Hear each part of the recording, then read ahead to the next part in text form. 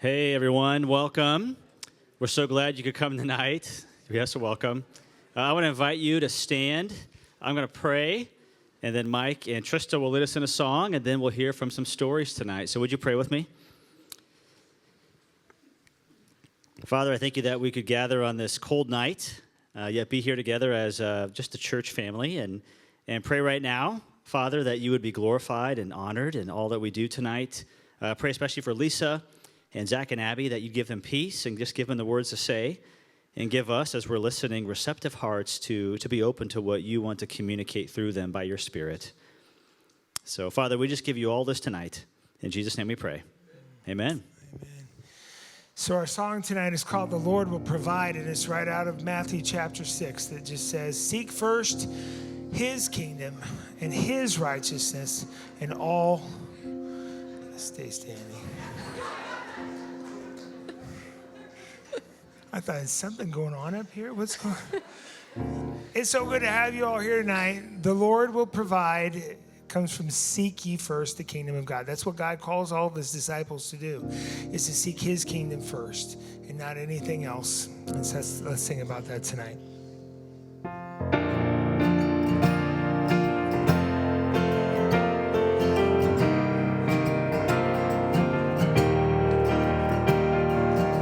Look at the flowers in all of their beauty. I don't have to wonder. You know what you're doing. So why would I worry at all when you're faithful to supply everything I need, everything I need. My Father has it, my Father has it. Every single time the Lord will provide. My Father has it, my Father has it. Look at the sparrow, lacking for nothing. The fear of tomorrow and what it will bring. If I have you, I have enough. 'Cause your love will satisfy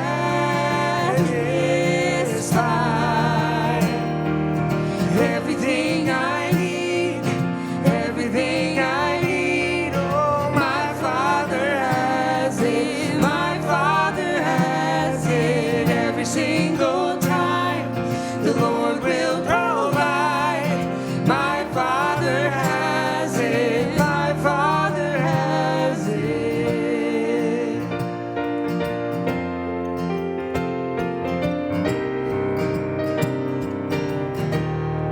For seek first the kingdom and its treasures. Everything else it will be added.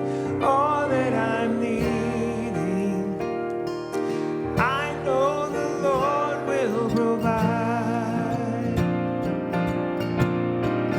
I know my God's not empty-handed. He gives us blessings upon blessings. I'm still believing. I know the Lord will provide everything I need, everything I need, everything I need. My Father has it, my Father has it. Every single time the Lord will provide. My Father has it. Oh, seek first the kingdom and its treasures. Everything else it will be added. Oh,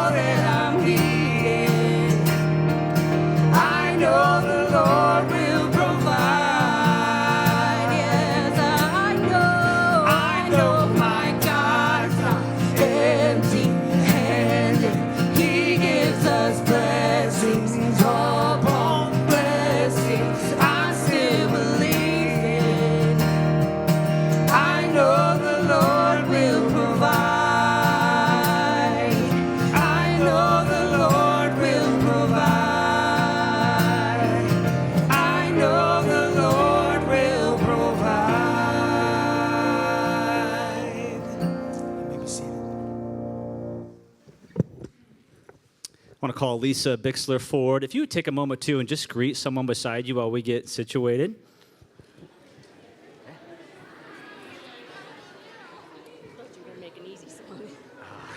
That one didn't make it easy either. But that's what we need, right? Yeah.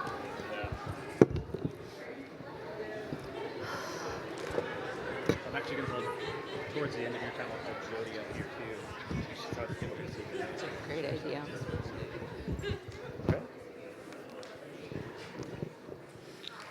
Well, it's good to see you all. And would everyone just give a hand for Lisa for being willing to share? And so we're going to start with some introductions. I think we have a picture of your family. So tell us who all these wonderful people are. Well, that's me, and then Gracie, our daughter. That was a year and a half ago, and then my husband, Bob. And how long have you and Bob been married, besides a long time? 28 years. And then, oh, wow. Fast years. That is amazing. Okay. Those are incredible. Oh. If you want to go back 2 photos, Sam, too, how long what do you and your husband do for a living? Well, I'm in accounting, but as of this last year, I went full-time helping at the hatchery. But I was at a CPA firm in Bluffton for a while, and then in Fort Wayne. So your husband works at the hatchery? Oh, so yeah, Burn Highway Hatchery. Yes, he's one of the boss. He is the boss, right? Yeah. Yes. or maybe you're the boss since you work there now, too, for him. Yeah. No. And then looking at this picture, so this is when Gracie graduated from South Adams. Right. Where is she currently now? What is she doing? What's she studying? So she is in Indiana Wesleyan. She's a sophomore, and she is double majoring in sport management and business admin. Yep. All right, we're going to talk about a sensitive topic, and just to give a little bit of a trigger warning, if anything we say tonight with this interview or with Zach and Abby later, if it triggers you where it's a little bit much and you need to excuse yourself, go take a break, that's okay. We are recording tonight, so if you miss it, you can watch it later. We're not live streaming it, we're just recording it. And we usually do have it available later on a private link so you can watch it later if needed, but just want to give a little bit of a warning there. So we're going to jump right in and talk about a sensitive topic. Some people are probably not even aware of this, but before Bob, you were married before. I was. And I know this is hard to bring up, right? Because you don't want people to judge you necessarily, right? Right. Yeah. Yeah. Or look at you different. But how old were you when you first got married to your previous husband? I was 20, which is actually what my daughter is now. 20 years old. Yeah, Okay. young. Yes. 20 years old when you got married. Yeah. And tell us, what did you quickly learn about your first husband? And I know we're trying to be sensitive as we talk about him, but also honest at the same time. Sorry. It was a great relationship when we were dating and whatnot.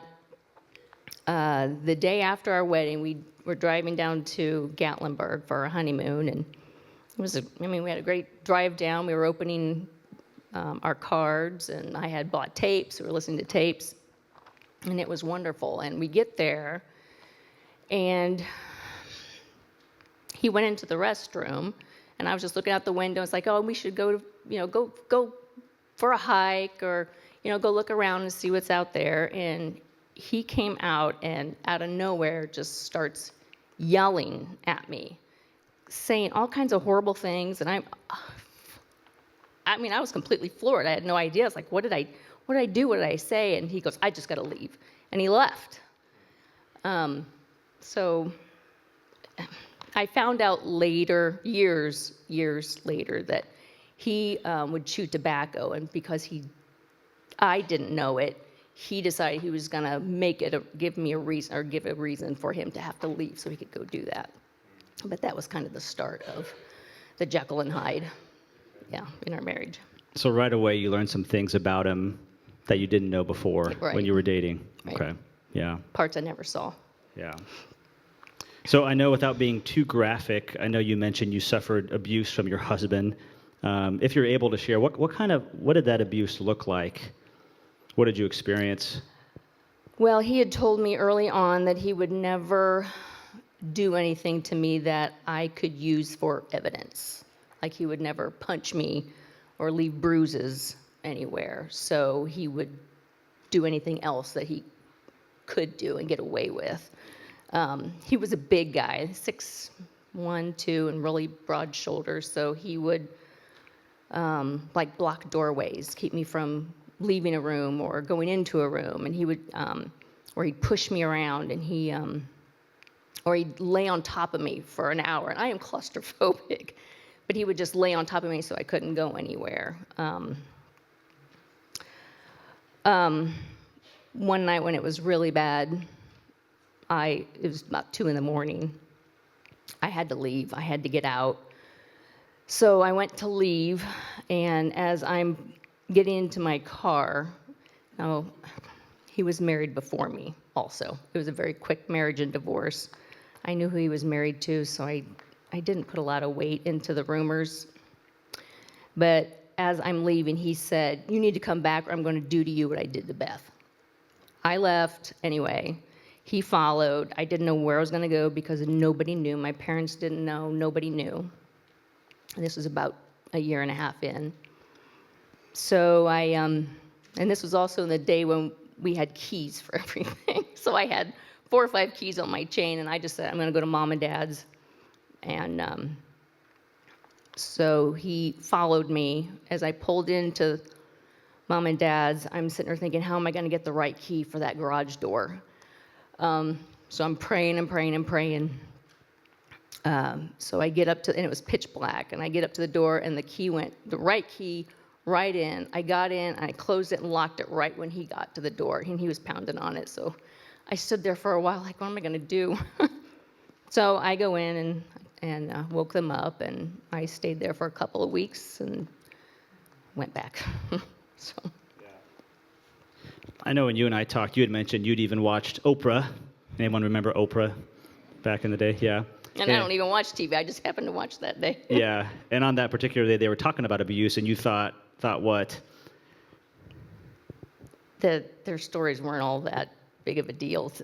I thought, it's like, well, my story's worse than that. That's what I thought. She had 4 or 5 women on there, and I thought, why are they even on there?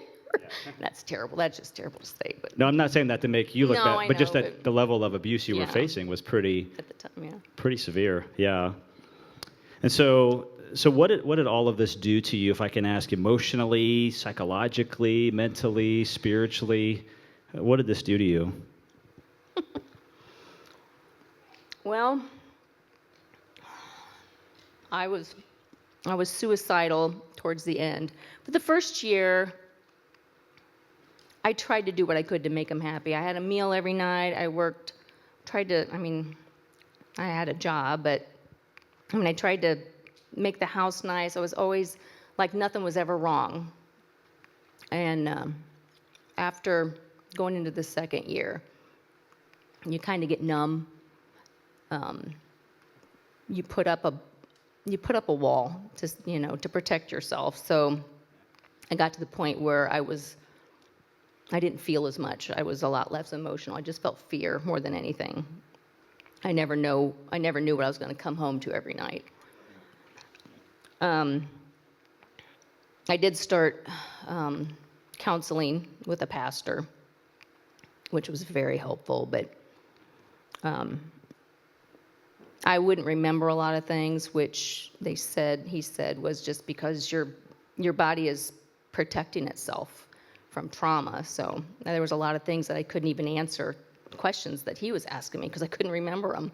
I couldn't remember moments. And they always said, what doesn't kill you makes you stronger. To this day, I don't believe it. I don't think I'm stronger because of it. I'm a different person because of it. And I'm wiser, but yeah. So, How long were you married to your first husband? 3 years. 3 years, okay. Yeah. So you mentioned, I wanted to ask, how did you get help and how did you get out of that relationship? So you mentioned seeing a pastor for some counseling. Were there any other ways that you got help and got out of that relationship? How did that process take place?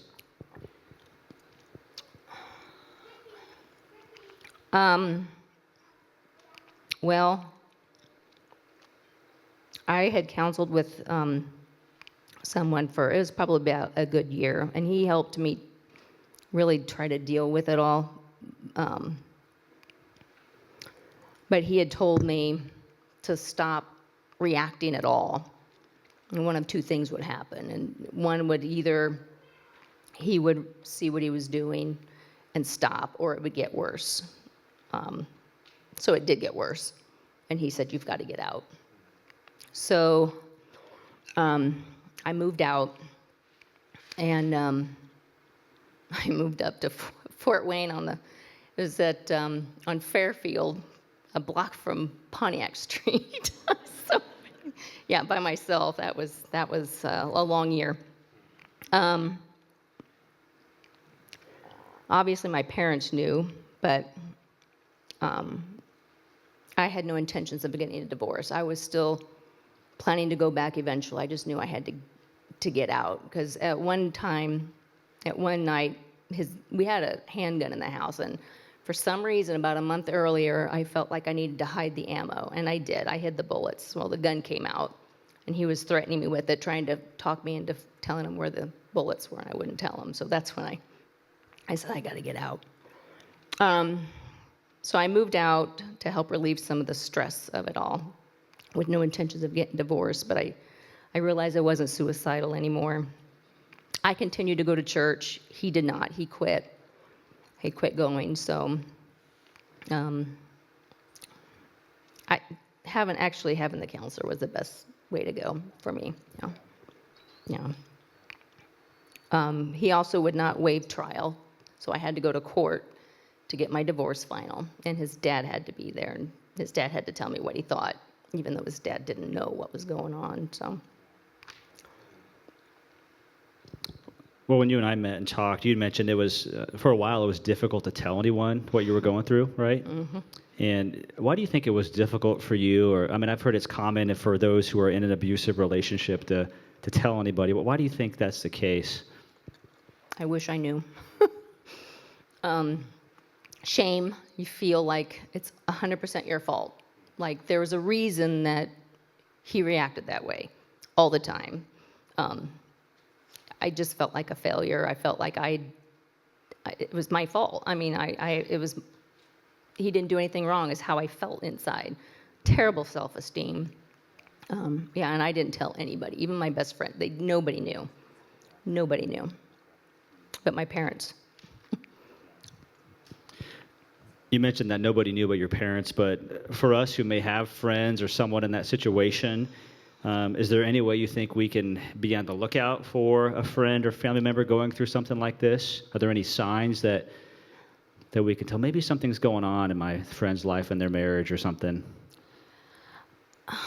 I don't know if each person is different. I can only by what I went through and from what people told me was I was your typical middle child, very strong-willed, stubborn, competitive. And my dad had told me, he goes, "You're not the same person." He goes, "You're a doormat." He goes, every time you're around, you're always apologizing. And he could tell you a story. I did not apologize ever when I was a kid. I lost a lot of weight. But no one knew. Other than those were the signs. Everything else, I tried to act normal. What advice would you have for someone here who may be in an abusive relationship of some kind? What advice would you give them or encouragement? What would you recommend they do? I think it depends on the situation. If there's if the anger is more violent, if there's kids involved, and men can be abused also. So I think it depends on the situation. I would never want to give somebody advice that could potentially hurt them or the kids or even get them killed. So it's almost like you'd have to know. You need a plan. And I would definitely say talk to a pastor, talk to a counselor, be private about it as much as you can, That would be my suggestion. So it takes a lot of wisdom and discernment and counsel to come up with that plan, right? Mm-hmm. Yeah. So after your divorce with this guy, what did the journey look like after that with healing and continuing on and forgiving? How do you forgive someone who's hurt you, abused you? What's that look like? Well, like I said, I had no intentions of getting a divorce until I was moved out for a while and I realized I wasn't suicidal anymore. I was feeling better, and that's when I had decided, even though I didn't feel it was biblical, I I decided I had to do it. I couldn't continue on in that relationship anymore. When I was going through counseling, I was told at some point when I'm ready, I needed to forgive him and to write down every single thing that he did to me and then go through and pray. Sorry. And forgive him for that, mark it off, and then burn it. I had 2 pages line by line, so it was a lot, but it was a couple years. It was about 2.5 years before I finally was ready to forgive him. But in the meantime, you just take one day at a time. Is there anything else you want us to know about this part of your story before we go on to the next part? Anything else you'd like to share about this? I did have one person at church ask me, because my ex was not going to church, and I was always making up an excuse, everything's great, he's just, been working or sick or, whatever. And if they're not ready to talk, they're not, and you're not going to have any idea. Again, this is me. Somebody could be different, but if you ask and you don't get a response like you think, and you really feel like there is something going on, pray about it. You may not be the person that they need. Maybe pray that God will bring somebody that they need to them, if that's what it takes. So just keep praying. Pray for them. We're going to talk about how you met Bob in just a second, but if I could have Jody Maywar just come up for a second. Many of you know Jody, part of our church, married to Sheriff Dan Maywar, and she's going to share just a little bit about, she works for Adams and Wells Crisis Center, and their organization helps with these kind of matters. So I wanted to spotlight her just for a moment. Could you tell us just briefly what Adams Wells Crisis Center does, what you guys provide? Yes, so everything that we do is a free service. We provide services to people in Adams and Wells County.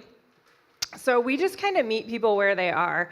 So we provide assistance to people that are in domestic abuse, sexual abuse, or teen dating violence, family violence.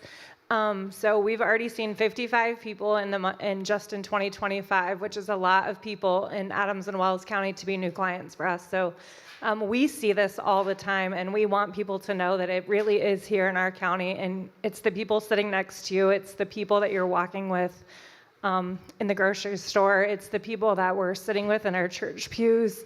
It really is just everywhere. It is emotional for us as well, because we see so much trauma in people, and it takes a lot of courage for people to come up and speak.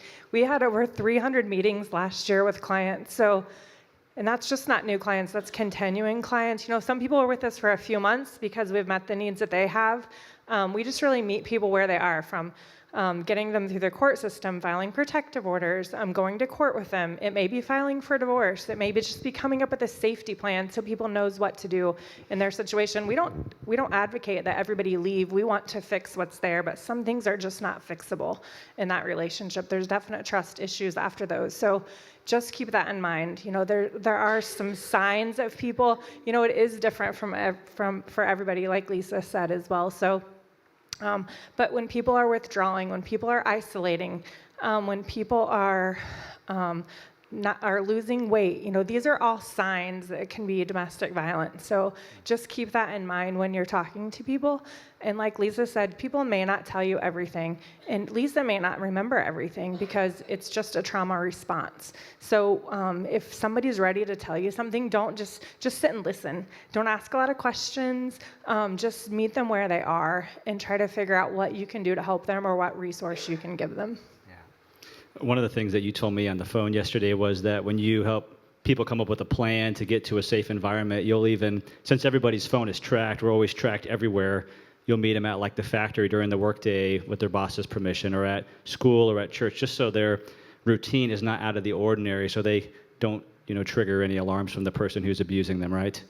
Right, so technology is great, but we all have a tracking device on our phone. If I ask you to raise your hand of who has Life 360 or some tracking device, lots of us are going to raise our hand, right? Well, that's great if you're in a healthy relationship, but it's not always great when you're not in a healthy relationship. So we've had to come up with some different ways of meeting with people. We rarely meet people at our crisis center. We are often out in the community meeting people. We meet them at lunch. We meet them at factories. We meet them at libraries. We meet them for coffee. We meet lots of people at lots of different places so that it's not something unusual for them to be doing in their routine. So if you'd like more information, or maybe you know someone that needs help, talk with Jody. She's the director there. And we do have some flyers and pamphlets out in the foyer on the table if you'd like to take any information you can tonight. Anything else you want to share, Jody? I'm just really excited that Lisa talked about this. I mean, I know it's crazy, but this is what we need in our community for people just to know that it really is something that exists. It takes somebody strong to talk about their story, to let people know that domestic violence is real. It's not always about the bruise you see, but it's about the trauma that you don't. And so just keep that in mind, that there's lots of kinds of domestic violence, and it's not always about a bruise. It can be sexual, it can be financial, it can be just yelling and screaming and a mental abuse. So it's not always about what you see, it's sometimes about what you don't. Okay. Well, thank you, Jody. Can we give it up for Jody, too? Thank you.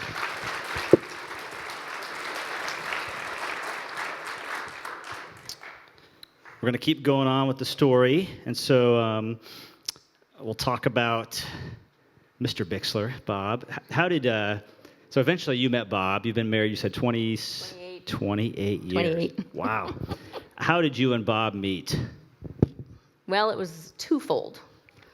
So we had a mutual friend that he and I worked together. In fact, it's Melanie Affolder's here. It's her youngest brother, Tyler. Kept telling me, "Oh, you need to go out with my friend Bob. You need to go out with my friend Bob." I was like, I don't want to go out with anybody. I don't want to go out. So he set up a time where a bunch of friends got together, and we went out for a movie. I didn't talk to him at all. I talked to Toby the whole time because I knew Toby. Toby's easy to talk to. Yeah. And they all went out for dinner. It's like, it's March, it's tax season. I got to go to work in the morning. I'm just going home. I'm not interested. Sorry, Bob. Right guy, wrong time. And then what? A year, 2 years later, I'd say Toby calls and said, "Hey, Bob and I are going water skiing. We need a third person. You want to go?" It's like, sure. So that was the start of it.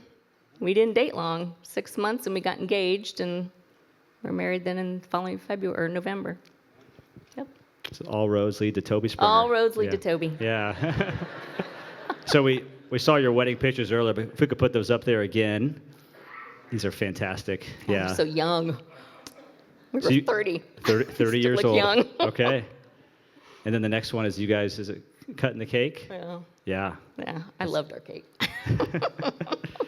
So was it hard to date someone after experiencing what you did with your first marriage? The dating part wasn't too bad because I guess I had my feelers out, my antenna were out. I kind of had a better idea of what to look for. I mean, I knew what I didn't want. And now when we got engaged, as it got closer, I started really having doubts. Like, do I really want to do this? But I kept thinking, I know that it's not going to happen twice. It's not going to happen twice. But it wasn't too bad. He helped me build my confidence back, and yeah. Well, I know a big part of your story that we're switching gears to now. You actually mentioned this when we had open microphone time for Thanksgiving, was just you and Bob's journey with infertility. So would you tell us a little bit of that timeline and that journey of what infertility looked like for you and Bob? Well, we got married 28 and 30, or 29 and 30 years old. So we tried for a year and didn't have any luck. So we decided to kind of start pursuing just light, a terrible drug called Clomid. If anybody's ever been on it, it's terrible. I did a year of that, and then we were referred out, did exploratory surgery and all kind of things. So we ended up taking it as far as you can go with in vitro fertilization. So it was a 7-year process of doing all this. I did get pregnant and miscarried, and I didn't know I was pregnant, so I was actually pretty thrilled about that because I felt like, oh, I can get pregnant. Second time wasn't so good, so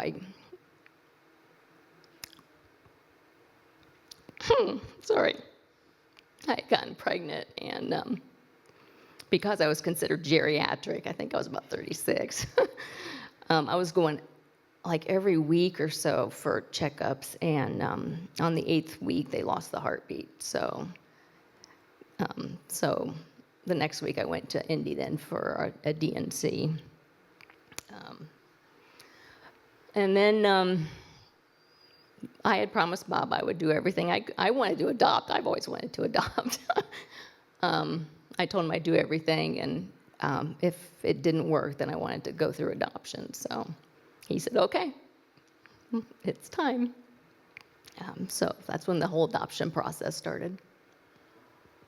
So what did that entire adoption process look like then? Once you decided to do this, what did that look like? We had some friends who had adopted, and they did all of the research for us, which was nice.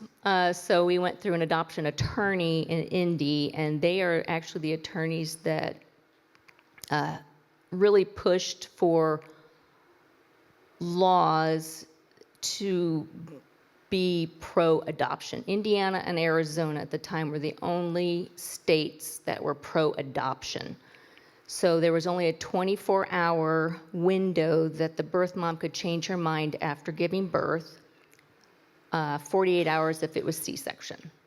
Where there's others like California, it's like 2 weeks, or it's, so.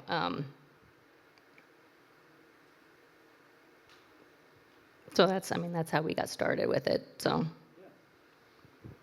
What may be eye-opening about the adoption process that people may not know? Was there something eye-opening for you guys going through that process? I think the home studies took so much longer than I thought. The home studies, it's very expensive. When they say, kids are expensive, you're getting a head start before you ever have a child.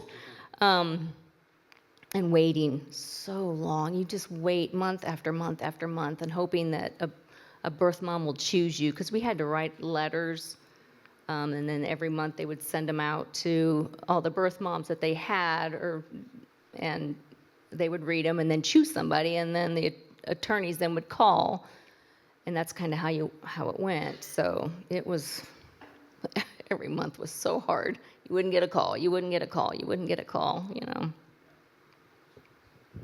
What advice would you have here for someone who's experienced infertility or miscarriages? What encouragement or advice would you have for them?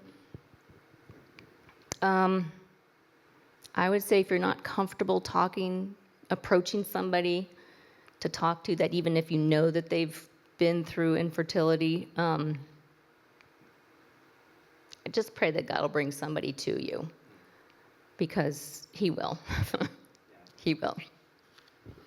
What would you recommend for us walking with people going through this? What to say, what not to say, or what advice would you have for us? Well, when I said God will bring somebody to you, He brought me my neighbor, Laura Flickinger, who was an angel, because she had dealt with infertility herself. So, sorry. So I think the right person, God will bring the right person to you if you're not comfortable approaching somebody. And people do say some really dumb things, and some of the stuff that one person that I know was telling me that she had an abortion, but you'd understand because of what you're going through. It's like, what does that? I don't even get that. It's like people just don't think sometimes. So you smile and you nod and, well, thanks for telling me, and go on your way. So. Anything else you want us to know about this chapter of your life? I think we have a photo, right? Too. Oh yeah, Yeah. Grace. The day Grace. Yeah. Yeah, that was the day that was her gotcha day. So she was 6 months old. So our anniversary was November 22nd, the day before. Her adoption was final November 23rd, and then we had her dedicated at church. We went to fellowship up in Fort Wayne. So Pastor DeSelm, we had her dedicated then that Sunday at 6 months old. So Very cool. yeah. You asked if there was anything else. It's hard when you're going through this and all of your family and all of your friends are having babies, Christmas time gatherings. It's hard. It's hard. I couldn't go to baby showers anymore. I just couldn't. Everybody goes home to their families, and you go home to an empty home, to an empty house, and it's hard. And I think just people need to kind of keep that in mind when, Yeah. So with everything you've gone through in life, what do you think God has taught you or is teaching you through all this, or maybe you're still trying to learn it? What would you say about that? I'm still learning.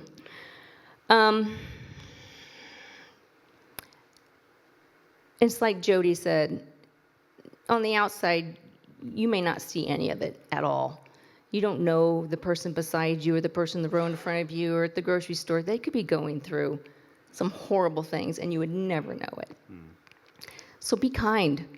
The guy that's bagging groceries, it's not his fault if you've had a bad day. I mean, you can still thank him and smile and be kind to him. You don't know what they're going through. One word that keeps coming back to me on a regular basis, I think God keeps giving me the word to be an encourager. So that's what I try to do to people, because I don't know what they're going through. So I try to give them a kind word if I can, or a smile. Yeah. Yeah. That's good. The poem, that Footprints in the Sand, is something that always comes to my mind too, because God carried me for years because I didn't have the strength to walk, But you just never lose hope. I mean, you just try to never lose hope. Yeah. So last question for you. Are you open to talking with others about these things? Could you maybe coach us in how, because these are pretty sensitive things to bring up just casually, but maybe coach us in how we can bring it up if we have a question for you, or how should we best approach this with you? I would be more than happy to talk to anybody if I feel like I could help them or help them help somebody. I would say on the infertility adoption side, men, if your wife's going through this, it's different than what you're experiencing. She's experiencing something a lot more intimate. But I, talk to Bob, get a man's perspective on how to handle it. Yeah. Anything else? No. Yeah. Can we just give our appreciation to Lisa?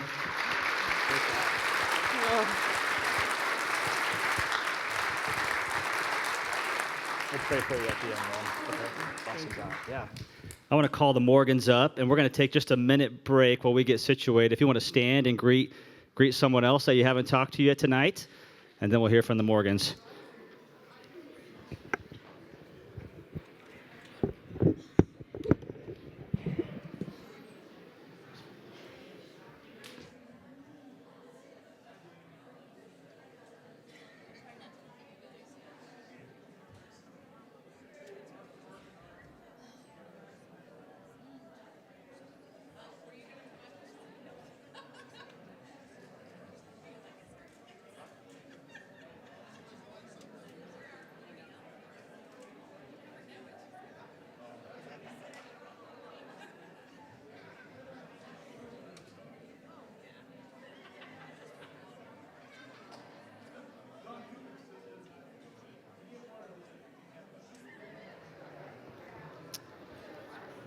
Well, while you're wrapping up your conversation, just a quick reminder for next week. Next week, we're going to have a special speaker for the adults. Jay Evans will be here from Crossroads Community, whom we support as a missions partner. So if you'd like to learn more about him and their story and what they do, come back at 7. That'll be in the fellowship hall.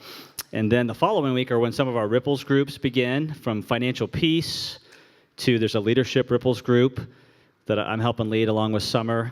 And then Kim Baer is leading a Journey to the Cross. It's a reflective art journaling experience to deepen your relationship with God. You don't have to be an artist. No artistic ability required, she says. And they'll be meeting at the SOAR Counseling Office just to the north of us. And then Michael Baer is kicking off something called Groups or Grow-Ups. If you want to start a small group, be a part of a small group, come that night, and they'll talk more about that. All right, commercial over. I'm back with Zach and Abby. Thank you guys for doing this. I love the IU hat. As a fellow IU fan, let's go Hoosiers. So let's introduce your family first. Tell us who these wonderful people are. We know who you guys are, but I'm Abby, and this is my husband Zach. I'll let him introduce himself as well. Yes, I'm Zach. And then our daughter Magnolia is in the front. She is 5. great.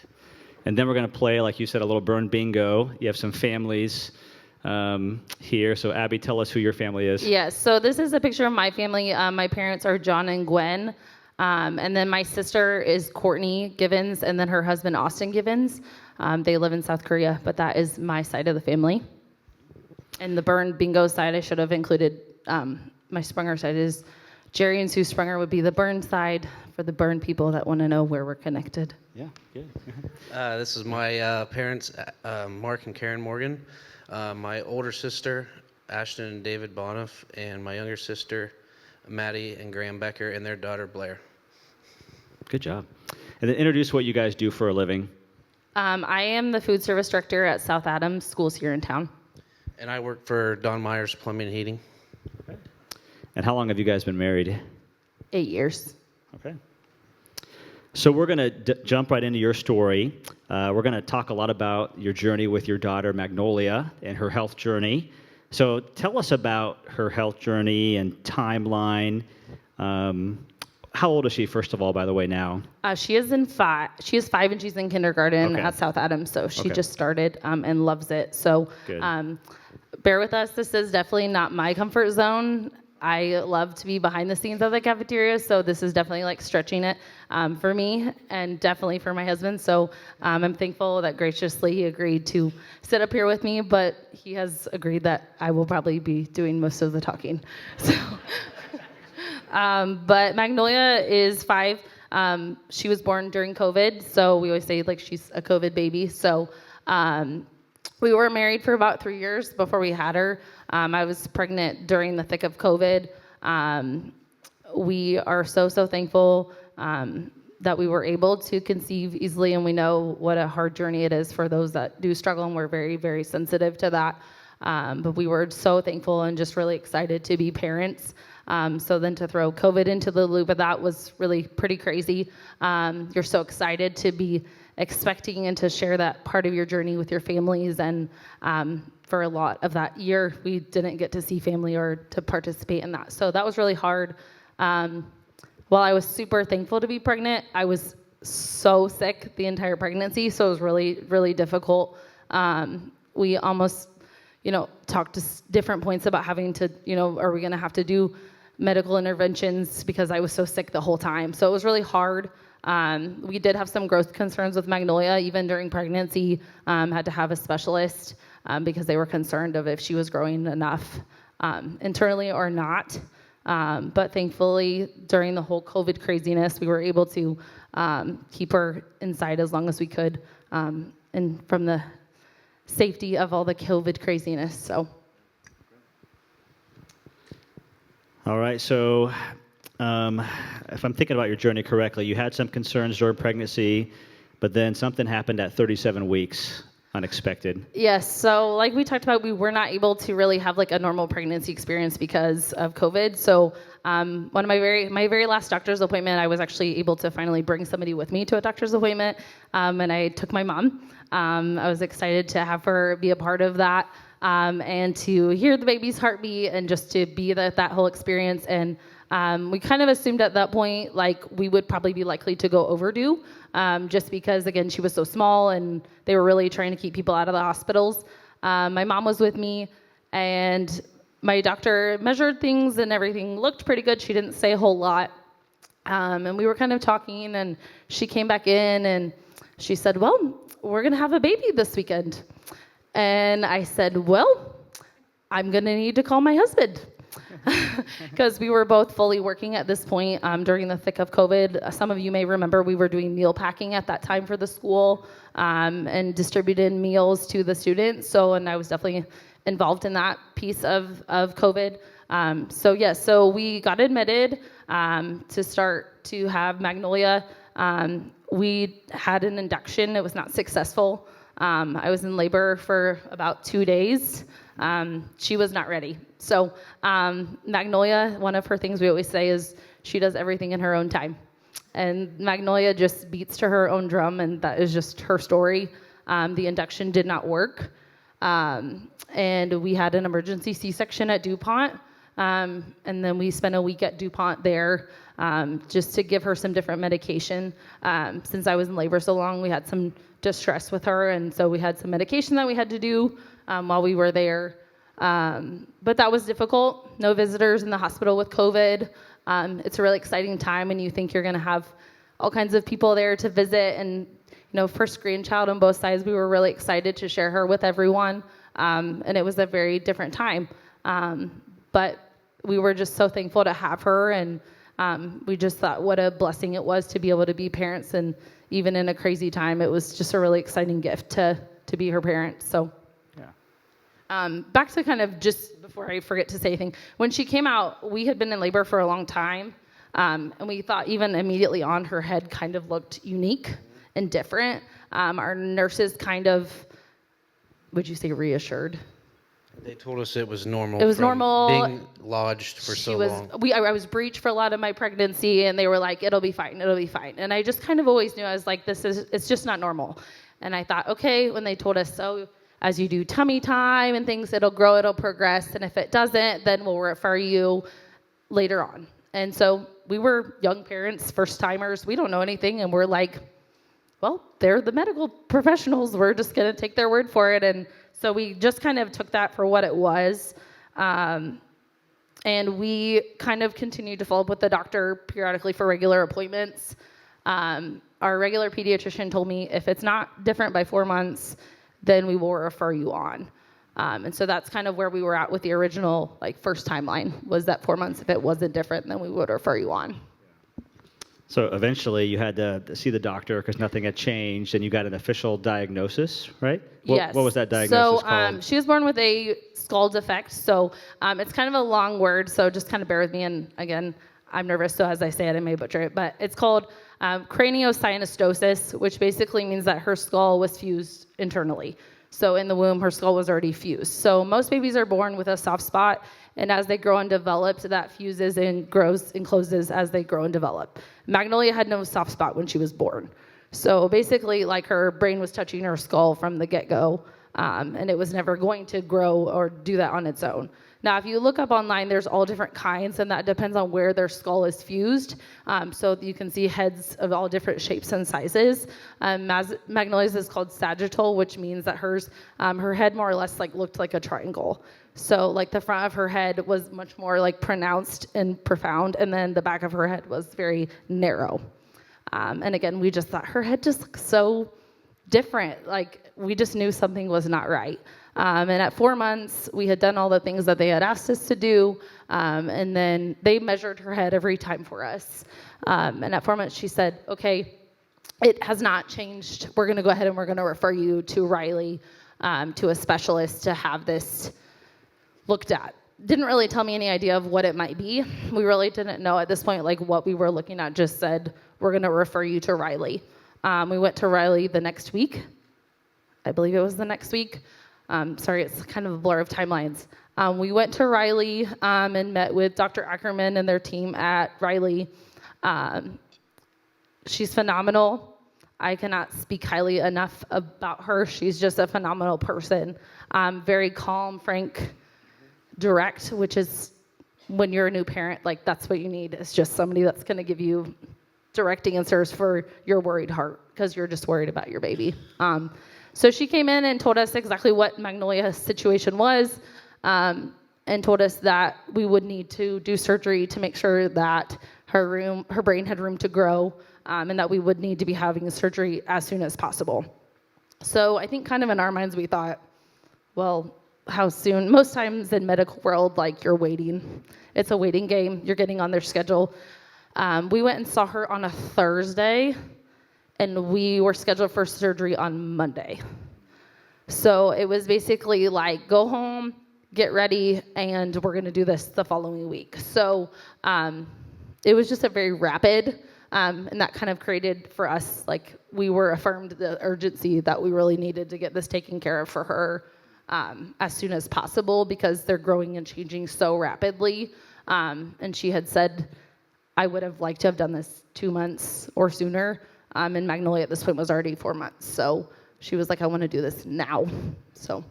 And I think we have a photo of Zach holding her. Is this just prior to surgery? Is that right? So I included this picture. Sorry, it gets me emotional. So our first surgery was, like I said, during COVID. She was 4 months. And I still remember it because she was 12 pounds and she was just so tiny. And we were told up front that Zach would be able to be with me for the surgery. And then once she got to her room for 30 minutes once she got to her room. And then after that time, one of us would be able to be with her, but it would have to be the same person the whole time. And I say this as such a huge thank you to Zach. It was never even a discussion. I wasn't leaving. And that's a huge sacrifice on his part as the dad too, because that's his girl. And this is him holding her right before they took her back. And obviously she has no idea. But for us, it's just waiting and so much fear and anxiety of this is our first and you're just handing your child off to someone else. So.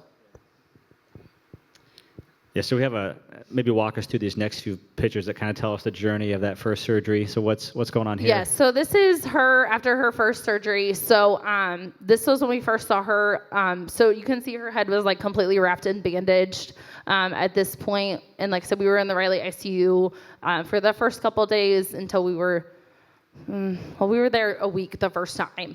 But this is her right out the gate, and she's very like sedated. So I wasn't able to actually hold her until the second day, just because she was like hooked up and connected to so many things. So that first initial day, I wasn't able to hold her. But just at this stage, it was very difficult too. They're not able to communicate with you with their needs, their pain levels. It's a guessing game. So that was really hard. And just trying to give her the comfort without also like over medicating. And at this point I was still fully pumping. So it was just very challenging. At this point, I took this picture after Zach had left. But yeah, he was able to be with me for 30 minutes and then I was by myself. And that was just very challenging. Being a first-time parent, I wasn't able to have family support with us, which we are so thankful. We have awesome family support. They would have been there in an instant. But this was something that God, for whatever reason, gave us that we had to navigate in this way. So this is the first surgery, the first day or so. And then the next photo is just a little bit after? So this was the second day. So because of the surgery and how they like go in and they adapted her skull, her eye completely swelled shut. So, but I just love this picture because you can just see this is just Magnolia's personality. She is so full of life and just smiley, even like in the midst of everything like going on. And you can see she's hooked up to all kinds of things. And she's just smiley. So we were talking to Zach on FaceTime. Thank goodness for FaceTime. But we were FaceTiming Zach and she's just smiley and happy even amidst everything. So. Yeah. And then I think the next picture starts to show a little bit more of what the recovery process looked like. Yeah, so this is, I'm sorry for the graphic picture, but I just have a lot of people that don't kind of fully understand the gravity of, I guess, her experience. So this was when we first came home. My mom is holding her actually here. And you could see they cut her from her ear to her ear. And at that point, we had to completely shave her head. Which as a first-time mom was just really hard. It's very, it still is traumatic for me to see those pictures just because I think about like, it's such a huge cut for her. But she's just so strong. And this is, like I said, when we first came home. But you can see, like I said, they cut her from ear to ear. That's her first initial scar from the first surgery. Do you have anything? So you mentioned the words. You mentioned the words first surgery. So how did the recovery Yes. process go? And then was there what The happened first next? surgery Yeah. was hard just because at this point, like I said, was 4 months, so she's fully dependent on us. So there's like pros to that because at this point she wasn't mobile yet, so she wasn't crawling or like being a crazy kid. But at the same time, it was still hard because she's still fully dependent on you.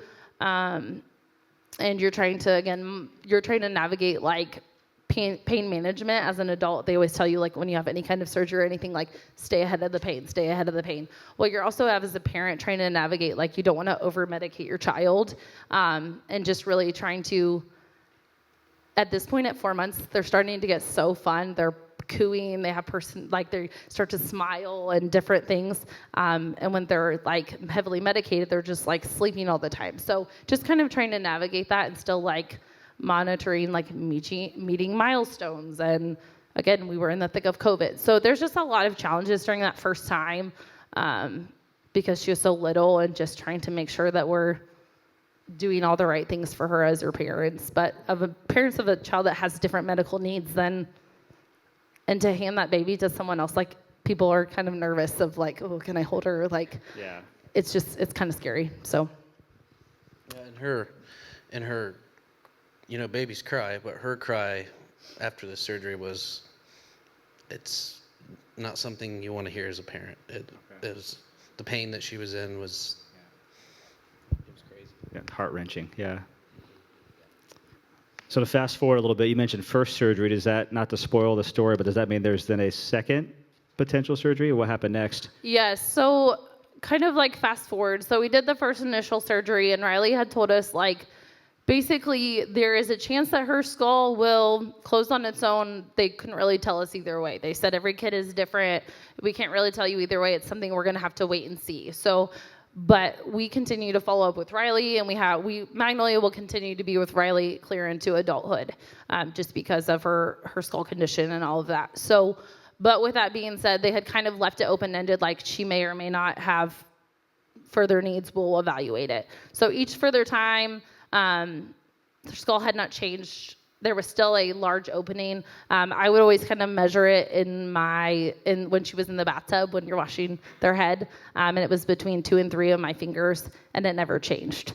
So in my mind, like, I knew like we were going to be going down this road again, but they would always kind of say, so they had told us by the time she was 3, if it hadn't closed on its own, then we would be talking about like what the next step is for her, and like what our options were. So when she hit 3 was when we had that like conversation with Riley about like what our options were. So when we did that, they basically told us we had 3 options. Well, actually, yeah, they told us that we had 3 options, which was do nothing, which at this point, Zach and I had basically already agreed like was not an option. Toddlers are crazy. They're like jumping off of everything. They're rolling around. They hit their head on everything. And like, as a normal parent, you're already worried about that anyways. And then you add into this, like, my child has this like gigantic soft spot. Then you're like, every time she hit her head, like my anxiety was like through the roof, like unreal. And she had to wear a helmet for anything she wanted to do, play on the play set, do anything. Anything motorized, that anything was basically. elevated. Yeah, they said anything where her feet were not on the ground, she needed a helmet on. So, like, trying to explain that to your toddler, like, why they're different, like, is just another level in of itself. So we already knew, like, that was not an option. They said it was an option, but, like, for us, we were already like, that's not an option. Second option was to do a bone graft where we could take the bone that was already there and basically reformulate it over the spot that was there. My more natural route, but for us, we weren't sure because they had said there is a higher % chance since her skull didn't close on its own that her body could reject it, and then you're at square one. And it was a really long recovery time. She would have had to been down for at least 6 months, like no activity basically. And at this point, like when we were visiting this point, she was almost 4. And to try to tell a 4-year-old, like for 6 months, you're not doing any activities. And if you know Magnolia, that was not happening. So we kind of debated that one a little bit. The third option was to do a steel plate, where you would cover the skull spot with a steel plate. You're introducing a foreign body. Zach was probably more on this team because it was a quicker turnaround. Correct? Yes. So was probably more on that route. And then when we discussed this, it was a really hard, like I would say, year for us because we were really not on the same page. I was more on the bone graft side and he was more on the steel plate side. And I will say probably, and you can disagree, it was like the huge white elephant in the room for the whole year. Like neither of us wanted to talk about it. Like we knew we were going to have to make a decision, but every single time like we visited it, like we were in our own separate camps. And like as a marriage, you have to be together, and especially in like a huge decision like this for your child, like you have to be together. And we were really like in separate camps. So then they finally, like when we went to make a decision, she finally was like, there is actually this third option that I want to present to you. And that was to do a synthetic bone that would cover the skull spot and that would give us a different alternative. It was more natural, kind of in the middle of the two options. And we both kind of debated that, and we felt like at peace with that, and like that was a good compromise for us, for her, and that was going to be a good option for her. So we have some pictures of that surgery. So this is round 2 when she's 4 years old? Yeah, so this is when, so she was almost 4. We did this one in March. And then, like I said, she turned 4 in May. She turned 4 in May. So, so obviously much older at this point. But this is her right after the surgery. So it's just a totally different go around like this time because she's fully aware, like trying to discuss with her, like the process, and you're going to be out and not be able to do certain things. And just communicating with your child in this format is just, it's very difficult. We are ones, we really do try to be genuine and honest with her. We don't want to lie to her, but there's also like a level as a parent of you want to protect your child and you don't want to scare them. So just trying to be very like cognizant of that. In both surgeries, it was very difficult for both of us. We had to say like, do you want all life-saving measures for your child? Do you want to have, if they need blood? I never a million years like imagined that was going to be in my journey as a parent. And it's very gut-wrenching. You don't think you're ever going to like have to make those decisions, but those were both times they were asked of us, what do you want done for your child? And as her dad, I'm called to protect her and keep her safe. So doing this to her twice was huge. And this time around, trying to keep her from being scared, trying to keep her mind off of it, you could say, was very difficult. And I didn't know what to tell her. And the way she looked at me, it was terrible. I know we have a couple more photos too of the recovery process. So this is her in the playroom at Riley. So she's so just happy as a clam, and she just Riley's just phenomenal.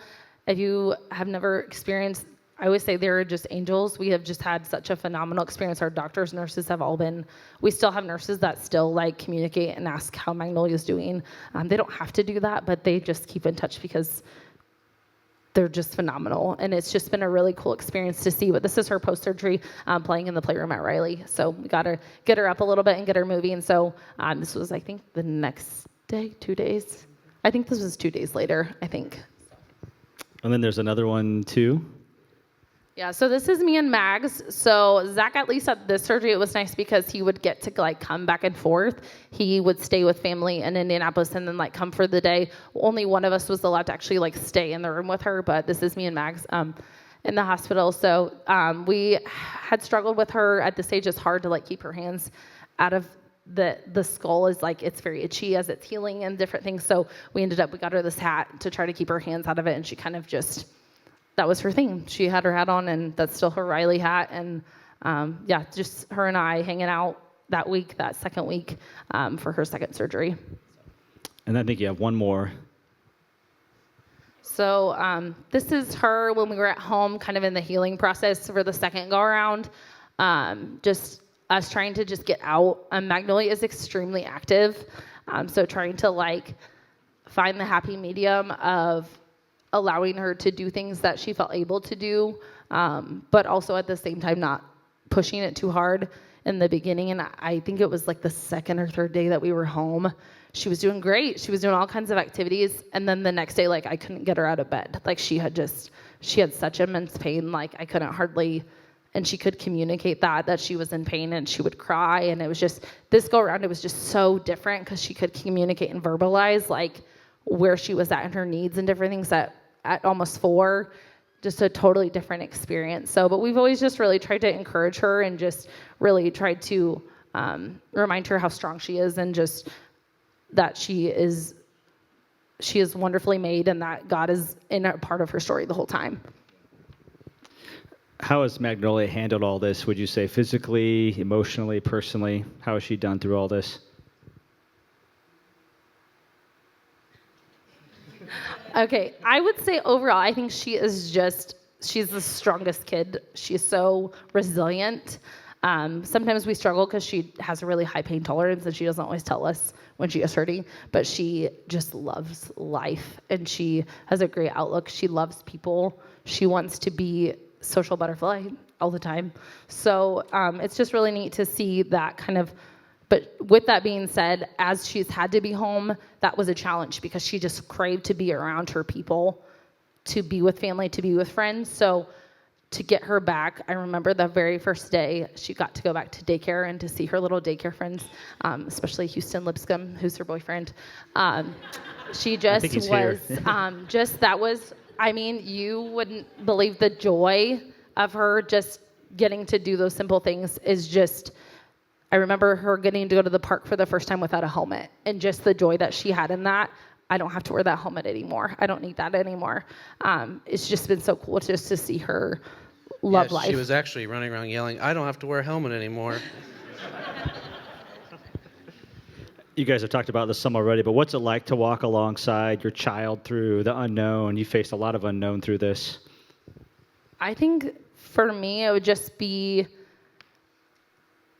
I'm very independent by nature, and I like to think like, oh, I can do it myself. And I think in this situation, God has just really taught me and Zach, and in this experience, we don't have the plan. God has the plan. And if you would have asked me, I didn't know if I was ever even going to have kids. I mean, God has just really like worked through our marriage, and Magnolia is literally the best thing I've ever done in my entire life. She is such a gift. And with that being said, I think it's just really taught us to take every day as such a gift, and that just because sometimes it may be difficult or the journey may be hard, God uses that for so much good, and it just causes you to rely on him, and that he will be your strength even when you feel like, I don't know how we're going to get through this next day, or I don't know what the next year is going to hold, because like he said, we had a lot of time there where we were waiting and we didn't know what we were going to do. And I think God just really worked in that and really gave us comfort of knowing that he's got it under control, and he's going to work. He's ahead of it. He's never surprised. I say we were so surprised by all of this stuff. God was never surprised. He was always aware of that this was going to be a part of her and her life, even when we were so surprised. So Yeah, her joy for life, it just pushes me to do better, be better for her, and it's amazing, her just joy. So when I asked you guys to share, I think Abby, right away, you're like, yes, let's do it. But Zach, you were pretty unsure about this, right? These were scars that I really don't like to bring back up. They're very deep wounds, so yeah, they're very, very hard to think about, talk about, look at the pictures. So it's traumatic to bring this stuff up, right? Very. Yeah, like for you too, Lisa. Yeah, so just thank you guys so much for sharing. Yeah. How has this journey, you mentioned this too, affected your marriage? Anything else you want us to know about that? You've talked about this a little bit too. I guess just for us, I feel like it's really been an opportunity for you to like lean into your person. There's been a lot of like very difficult seasons where it would have been really easy for us to like push the other one away, especially like I said that year where we were really like on opposite camps of not in agreement of Magnolia's surgery. And it's really hard, especially when you're in the thick of having a child that has medical needs or issues and you're really tired and you're struggling with different issues. It'd be really easy to like get into a bitterness or resentment towards your spouse. And we just feel like it's really caused us to, you have to lean into your person. And for me, like Zach has been such a huge like support and strength and just an encourager. And just, I'm just so thankful. Like he's an amazing dad and just, I'm just so thankful. Because I couldn't have done it without him. And I'm really, really thankful. So. Because at the end of the day, we're going to do and always do what's best for her, and we want the best for her. So for us, it's easy to come together because we both want the best for our daughter. So What would you say is Magnolia's current health prognosis? How's she doing right now? She's doing phenomenal. So I'm just so thankful to be able to say that. She loves school, loves kindergarten. Like I was just laughed because if we like cancel or delay, she's just so upset. She like loves school and loves her teacher. She wants to be there. She is thriving. So we're just really thankful for that. Right now, like there is some unknown, mostly just like with like some developmental stuff. Some of the like long-term effects of her skull condition, it can affect like some different speech and language stuff long-term. Some of that we don't know yet just because, again, she's just starting school. So that's going to kind of have to be evaluated and monitored over time. But like from a physical standpoint, we're just super thankful now she like can be a normal kid. She can do all the things, all the sports, all the things. And we're just really thankful for that. We will continue to follow with Riley throughout. The biggest thing that they have said physically is they said the screws that are in her plate could potentially work loose. It's not like a high likelihood, but that's something like they'll continue to evaluate. And they said like she will physically know, because I said, well, she has a high pain tolerance. Like, how are we going to know that? And Dr. Ackerman was like, you will know. She will tell you. So that kind of gave me peace with that. But from a physical standpoint, she's able to do anything now that she wants to. And Zach and I feel like that currently is every sport activity. She wants to do everything. Everything. I've been guilty of throwing papers away, hoping she will like not sign up for something. And then she'll rat me out and tell other people. She looks in the trash every night to see what's thrown away. Well, we have a couple verses as we get ready to wrap up here that you mentioned. Do you want to read these? Yeah, I just have said all along, like I said, I don't think God is ever surprised. For me, like my life verse has always been Jeremiah 29:11, because if I would have looked back on my plans for my life, like this would have definitely not been in the plans, but I'm just glad that God has a plan, and that his plans are not to harm you, because in this times, like it would have been really difficult to be grumpy or angry or just hold resentment against God, but he just gives you such a hope and a future. And I just look at Magnolia and it's just so evident, like the hope that she has, and the hope that she has in Jesus, that he's going to be with her. And I just think that is just proof in of itself is just Magnolia. And then we have one, I think, from Psalm 139. Yeah, I love this one too. I just have really felt like this one is really cool, because something that we've really just tried to really talk over Magnolia and just really like pour into her is kids can be mean and they can be really critical, and she does have a large scar. Now, thankfully, as her hair gets longer, more of it gets covered. But we've just really tried to encourage her, like this verse says, I am fearfully and wonderfully made. You are so beautifully and wonderfully made, and God made you just the way that you are. And we're so thankful that we are able to be a part of that journey, and that God is never surprised that he works how he made you for a reason and a purpose. And so we just really try to speak that over her. And I'm so thankful, like, if you ever get a chance to like be a part of Magnolia's life, like she is so tender-hearted and she just loves people so well. She has such an empathetic heart, and she just, even people that may have different needs or different things, like she sees those things, and she just has such a loving and compassionate heart. Yes, just yesterday she gave a fellow student at school a hat and gloves because they did not have a hat and gloves. She just has a really big heart, and I just try to always speak to her, even if others are different, like that doesn't make them any lesser. Like they're made in the image of God, and it's just so important for you to love others well. Or are you open to talking to others if they have further questions or need encouragement, or if they're going through something similar? I would say yes. Yeah. Yeah. Zach is definitely, like, when you get him in a smaller environment, like, is definitely more better in a one-on-one situation. So I would definitely say yes. But I would definitely encourage you, like, you're not alone. And especially, like, if you have a child that has a medical need, like, it doesn't have to be a need that's even similar to ours. Like, I'm just always happy to talk to anyone because I think there's such a hope in the community, and just having someone to talk to and knowing that you're not alone. We're so thankful for people's prayers and just encouragement, and that's what carries you through, and we're absolutely happy to do that. Well, can we give it up for Zach and Abby sharing?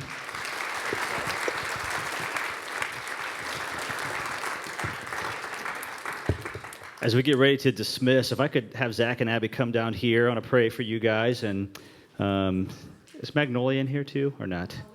That's okay. No, it's okay. Yeah, let's pray for you guys. And Bob and Lisa, if you guys would come up here too, we want to pray for you. And Jody, would you mind coming up here too, just in case maybe people have questions afterwards? You can talk to Jody. I really appreciate you being here as well. So would you stand and just reach out a hand towards both of these couples and Jody as we pray for them all. Father, I just thank you so much for the courage of Lisa tonight and Zach and Abby to share such personal things. Lord, I'm just in awe of their courage, and I know it's hard to bring up the past, and it can be traumatic, so I thank you that they were willing to share that with us because they wanted to make a difference. And I just pray for them tonight, first of all, that they would have tremendous peace, that they would sleep well tonight knowing that they said everything they were supposed to say. Lord, may they feel your favor and love in a powerful, personal way tonight.